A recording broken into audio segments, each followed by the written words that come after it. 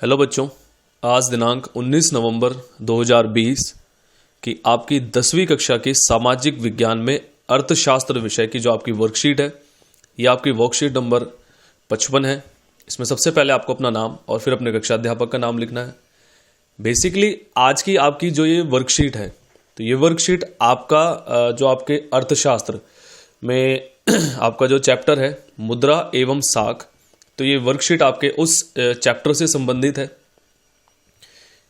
इस चैप्टर में इस वर्कशीट नंबर आपकी जो 55 है, इसमें हम इस चैप्टर से रिलेटेड कुछ जो इंपॉर्टेंट क्वेश्चंस हैं हम उनको देखेंगे, उनके आंसर्स जानेंगे।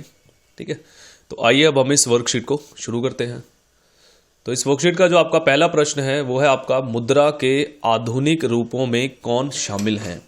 ठीक है, आधुनिक रूप मतलब कि अभी फिलहाल में जो चलने शुरू हुए या फिर अभी एट प्रेजेंट टाइम वर्तमान समय में जो जो भी मुद्रा के रूप इस टाइम पे प्रचलन में है, हमें उनको बताना है। तो हम ऑप्शंस देख लेते हैं। फर्स्ट कागज के नोट, सेकंड आपके सोने के सिक्के, थर्ड आपके चांदी के सिक्के, फोर्थ आपके तांबे के सिक्के। तो बेसिकली इसमें अगर आप देखेंगे कि अभी वर्तमान में हमारे केवल जो हमारे कागज के नोट हैं वही प्रचलन में है, तो ये हमारे क्या है, मुद्रा के आधुनिक रूप हैं। सोने के सिक्के, चांदी के सिक्के और तांबे के सिक्के। ये भी क्या था कि काफ़ी पहले या पहले समय में या राजा महाराजाओं के समय में हम कह सकते हैं कि ये जो हमारी तीनों जो मुद्रा के रूप थे, यानी कि सोने के सिक्के, चांदी के सिक्के और तांबे के सिक्के, ये भी उस टाइम क्या थे, प्रचलन में थे। लेकिन आधुनिक में हमारे क्या है, वो हमारे कागज के नोट। उसके बाद आपका सेकंड क्वेश्चन है, बांग्लादेश में ग्रामीण बैंक की स्थापना का श्रेय किसको जाता है। तो इसमें आपके चार ऑप्शंस है। फर्स्ट आपका अभिजीत बैनर्जी, दूसरा डॉक्टर मनमोहन सिंह, तीसरा अमर्त्य सेन और चौथा है आपका मोहम्मद यूनुस। तो बेटा बेसिकली हुआ क्या था कि बांग्लादेश में जो ग्रामीण बैंक की जब स्थापना की गई थी, तो उससे पहले क्या हुआ था, 1974 में बांग्लादेश में एक भयंकर अकाल जो है पड़ा था। तो उसके बाद जो कि हमारा फोर्थ ऑप्शन है इसमें, प्रोफेसर मोहम्मद यूनुस, तो इन्होंने एक ऐसे बैंक का खाका तैयार किया था जिसकी पहुंच क्या थी कि हर जरूरतमंद तक हो सके। उसके बाद फिर 1976 में प्रोफेसर यूनुस ने चटगांव विश्वविद्यालय की सहायता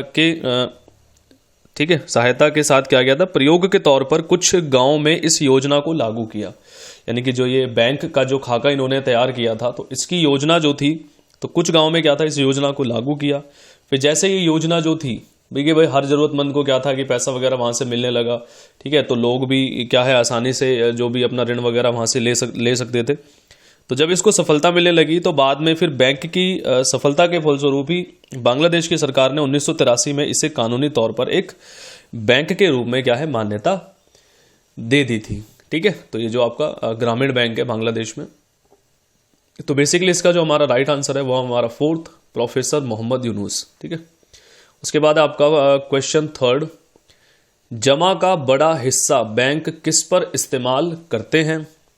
यानी कि बैंक में हम लोग जो पैसा वगैरह जो अपना डिपॉजिट करके आते हैं, अपना जमा करके आते हैं, तो उस जमा का जो एक बड़ा हिस्सा होता है, तो वो बैंक या फिर जो बैंक के पास पैसे लोग जमा करके जाते हैं, तो उसके पास काफ़ी पैसा क्या है, वो जमा हो जाता है। तो उस जमा का एक बड़ा हिस्सा तो बैंक किस पर इस्तेमाल करते हैं।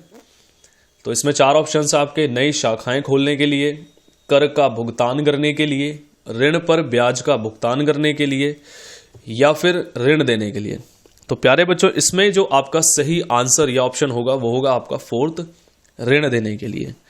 ठीक है, तो बैंक क्या करते हैं कि जो जमा राशि है, जमा राशि को लोगों की ऋण आवश्यकताओं को पूरा करने के लिए उसका क्या है, उपयोग करते हैं। जो भी जमा राशि होती है, एक तरीके से अगर कहें तो ये जो जमा राशि है ना, तो इस पे लोग ये क्या करते हैं बैंक की, भाई मान लो जैसे किसी के पास पैसा जो है वो ज़्यादा है। ठीक है, तो उनसे क्या करते हैं, उन लोगों से क्या है जो है बैंक उनसे पैसा अपने पास जमा कर लेते हैं कम ब्याज दर पर। उसके बाद जिसको ऋण की ज़रूरत होती है उसको जो है बैंक क्या है, पैसा दे देता है अधिक ब्याज दर पर। और यही जो ब्याज की जो दर होती है, जो ब्याज होता है, वही क्या होता है, बैंक की एक्चुअल जो आय होती है उसका साधन होता है। ठीक है, यानी कि प्रश्न 3 का आपका जो राइट ऑप्शन है वो है आपका फोर्थ, ऋण देने के लिए। अब है आपका क्वेश्चन नंबर 4, रेखांकित शब्दों को सही करके वाक्य को दोबारा लिखिए। जमींदार द्वारा दिया गया ऋण साख के औपचारिक स्रोत का उदाहरण है। तो ये जो आपका बेटा यहाँ पे औपचारिक स्रोत लिखा हुआ है, तो ये औपचारिक नहीं होगा, ये आपका होगा अनौपचारिक स्रोत। ठीक है, यानी कि जमींदार द्वारा दिया गया ऋण साख के अनौपचारिक स्रोत का उदाहरण है। अब एक बार हम ये जो साख के जो औपचारिक अनौपचारिक स्रोत हैं इनको देख लेते हैं। तो बेसिकली होता क्या है कि जो हमारे औपचारिक स्रोत होते हैं, तो औपचारिक स्रोत में क्या होते हैं, बैंक और सहकारी समितियां, जो लगभग आरबीआई या बैंक की ही निगरानी में सहकारी समितियां बनाई जाती है लोगों के ऋण संबंधी आवश्यकताओं को पूरा करने के लिए। ये जो ऋण होता है औपचारिक ऋण यानी कि जो औपचारिक स्रोत जो होते हैं हमारे साख के, तो वो क्या होता है कि बैंक और सहकारी समितियों द्वारा दिया गया ऋण जो है वो औपचारिक कहलाता है। ठीक है, जिनके एग्जाम्पल जो देते हैं, बेसिकली 2 एग्जाम्पल हम मेन रूप में इसमें देख सकते हैं, जैसे बैंक और सहकारी समितियां ही इस जो आपका ऋण है इसको देती हैं। औपचारिक में क्या होता है कि जैसे मान लो साहूकार, व्यापारी, रिश्तेदार, यानी कि किसी का मालिक भी हो सकता है उसमें, दोस्त, इन सब से जो ऋण लिया जाता है बेसिकली वो अनौपचारिक ऋण कहलाता है। अब ये जो ऋण है मैंने बता ही दिया आपको कि ये यानी कि बैंक और सहकारी समितियों को छोड़कर लगभग ज्यादातर जो नॉर्मली मतलब साहूकार हो गए जैसे गांव वगैरह में होते हैं, व्यापारी हो गए, मालिक हो गए, रिश्तेदार हो गए, दोस्तों, उन सब से क्या है ये ऋण जो है लिया जाता है। अब डिफरेंस, जो मेजर डिफरेंस इनमें क्या होता है कि जो बैंक और सहकारी समितियों के द्वारा यानी कि जो औपचारिक ऋण औपचारिक स्रोत होता है ऋण का, उसमें क्या होता है जो आपकी ब्याज दर होती है वो निश्चित होती है, लेकिन जो अनौपचारिक स्रोत होते हैं उसमें ब्याज दर निश्चित नहीं होती है। ऐसा हो सकता है कई बार कि मैं मान लो आपका कोई खास ही रिलेटिव है या मालिक आपके बहुत खास है, तो वो आपको हो सकता है कि बैंक से भी कम ब्याज दर पर आपको ऋण दे दे, या फिर अगर आपको जरूरत बहुत ज्यादा है, कहीं मिल नहीं रहा और कोई आपसे बोले कि नहीं भाई मैं तो इतने परसेंट पे, यानी कि बैंक से भी ज्यादा दर पर वो बोले, तो आपको लेना पड़ेगा। तो क्या है उसमें जो ब्याज की दर है वो निश्चित नहीं होती है अनौपचारिक स्रोत के अंतर्गत। ठीक है, उसके बाद में आपका औपचारिक स्रोत। भाई औपचारिक स्रोत में आप देख सकते हो कि जब आप बैंक या सहकारी समितियों से जब आप ऋण लेते हो तो कुछ पेपर्स आपको पहले ही साइन कर लिए जाते हैं आपसे, यानी कि आपको पहले ही बता दिया जाता है कि भाई इतने % ब्याज है, इस तरीके से आपको पेमेंट करनी है। तो इसमें क्या होता है कि आपका जो शोषण का कोई मतलब मुद्दा ही नहीं उसमें बनता, कैसे भी भाई इस तरीके से आप पेमेंट कर दो, अगर एक आध आपकी पेमेंट छूट भी जाते तो उसके भी कुछ टर्म्स एंड कंडीशंस होते, तो आप वो करके आप उस पेमेंट को कर सकते हो, कोई दिक्कत नहीं है वहां से ऋण लेने पे। लेकिन अनौपचारिक स्रोत में क्या है भाई, उसमें तो फिर यही है कि काफी तरीके से क्या है शोषण का क्या है आपका मुद्दा हो सकता है ना। भाई मान लो कोई पेमेंट आपने नहीं करी या कुछ नहीं करी, उस पर ब्याज कुछ इस तरीके से, मतलब बहुत सारे, यानी कि अनौपचारिक में क्या है आपको दिक्कत आ सकती है बाद में। उसके बाद जो औपचारिक यानी कि साख के जो औपचारिक स्रोत होते हैं इन पर जो निगरानी रखता है वो RBI, reserve bank of India. ठीक है, तो रिजर्व बैंक ऑफ इंडिया क्या है इन पर नजर रखता है, किस ब्याज दर पर ये लोगों को ऋण दे रहे हैं। ठीक है, और किसी से ज्यादा ब्याज तो नहीं वसूल रहे, यानी किसी को दर कोई ज्यादा करके तो उन्होंने नहीं दे दी है। ठीक है, लेकिन जो आपका क्या नाम है अनौपचारिक जो स्रोत हैं इसमें क्या होता है कि इस पर आरबीआई निगरानी नहीं करती है। ठीक है, और इसमें क्या होता है बेसिकली अनौपचारिक स्रोत जो होते हैं इनका ज्यादा से ज्यादा लाभ कमाना, यानी कि ब्याज पर ज्यादा से ज्यादा लाभ कमाना ही इनका जो है मुख्य काम होता है। ठीक है, तो ये आपके हो गए। तो आपका जो इसमें राइट आंसर है वो है जमींदार द्वारा दिया गया ऋण साख के अनौपचारिक स्रोत का उदाहरण है। अब आपका है प्रश्न नंबर 5, रिक्त स्थान की पूर्ति कीजिए। तो इसमें देख लेते हैं कि भारत में ऋण के औपचारिक क्षेत्र की गतिविधियों की निगरानी करता है, यानी कि मैंने अभी आपको बताया था कि आरबीआई जो हमारा रिजर्व बैंक ऑफ इंडिया है वो भारत में ऋण के औपचारिक क्षेत्र की गतिविधियों की निगरानी करता है। ठीक है, तो ये आपका हो गया इसमें। उसके बाद आपका प्रश्न 6, नीचे दिए गए प्रश्न में 2 प्राकथन दिए गए हैं, एक संकल्पना से और दूसरा कारण कै, यानी कि एक संकल्पना और दूसरा जो है आपको कारण नीचे दिए गए हैं। कथनों को पढ़िए और सही विकल्प का चयन कीजिए। ठीक है, तो संकल्पना है आपकी से, reserve bank of India Bharat सरकार की तरफ से मुद्रा जारी करता है।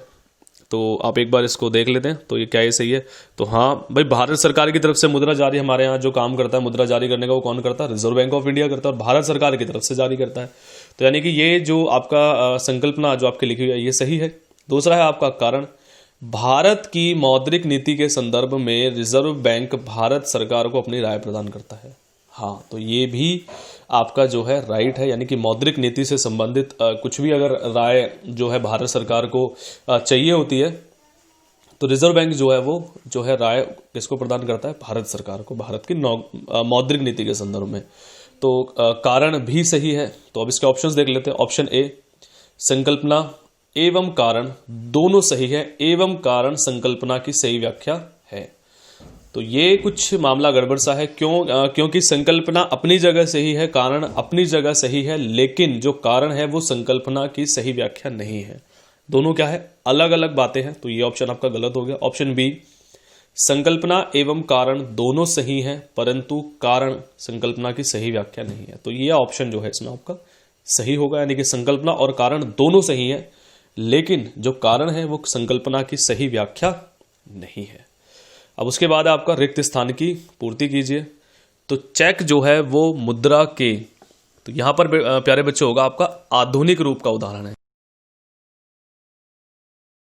ठीक है भाई, हुआ क्या था कि पहले चेक वगैरह तो चलते नहीं थे, चेक तो अभी कुछ सालों से ही क्या है चलन में है। तो ये क्या है? मुद्रा के आधुनिक रूप का उदाहरण है।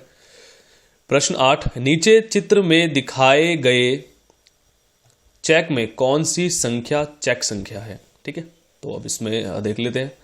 तो इसमें जो है आपकी जो बेटा बच्चों चेक संख्या होगी वो है आपका डी ऑप्शन, यानी कि ये वाली जो आपकी है 000335, जो स्टार्टिंग से शुरू होकर जो आपकी ये है, तो ये है आपकी क्या इसमें चेक संख्या, यानी कि इसका प्रश्न 8 का आपका जो डी ऑप्शन है वो आपका राइट ऑप्शन है। प्रश्न 9, मान लीजिए कि आप प्राचीन समय में हैं, जब वस्तुओं को खरीदते व बेचते वक्त पैसे का लेन देन नहीं किया जाता था। उस समय में किसी वस्तु को खरीदते समय आपको किन समस्याओं का सामना करना पड़ेगा? ठीक है, तो इसका आंसर हम देख लेते हैं। तो मान लीजिए कि भाई हम कभी प्राचीन समय में हैं, ठीक है, तो उस टाइम पे जो भी वस्तु को खरीदना हो हमें या किसी वस्तु को बेचना हो, तो भाई पैसे का लेन देन तो होता नहीं था पुराने टाइम में। तो उस समय हमें जो जो समस्याओं का सामना करना पड़ता था हमें वो बतानी है। तो भाई पहली समस्या तो हमें ये होगी कि किसी भी वस्तु का जिसे खरीदना या बेचा जाना है उसका सही मूल्य निर्धारित करने में समस्या आएगी। अभी क्या होता है कि मान लो पैसा जो है वो चलन में है, तो हम क्या करते हैं कि कोई भी वस्तु को देखकर उसकी एक सही वैल्यू हम क्या लगा देते हैं कि भाई ये 10 रुपए की है, ये 20 रुपए की है, ये 50 रुपए की है।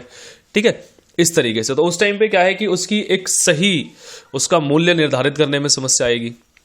दूसरा, आवश्यकताओं के दोहरे संयोग की समस्या आएगी कि मान लो भाई पैसा तो है नहीं, अब हमें उस टाइम पे क्या करना पड़ेगा कि भाई मान लो हमें चावल चाहिए और हमारे पास क्या गेहूं है, तो अब हमें किसी ऐसे व्यक्ति को ढूंढना पड़ेगा जो क्या है कि हमें चावल दे सके और हमसे गेहूं ले सके। भाई पैसा नहीं है ना कि हम पैसा दे के किसी को खरीद सकें, तो हमें फिर किसी ऐसे व्यक्ति की तलाश करनी पड़ेगी। तो उसमें भी क्या है कि आवश्यकताओं के दोहरे संयोग की समस्या आएगी।